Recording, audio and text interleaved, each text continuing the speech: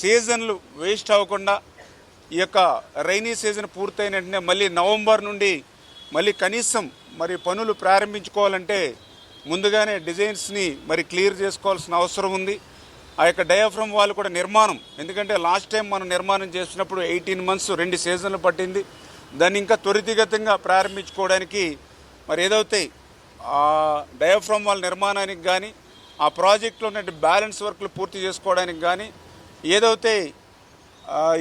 R&R మరి ఏదైతే package కోసం కానీ ఏదైతే గతంలోనే CWC,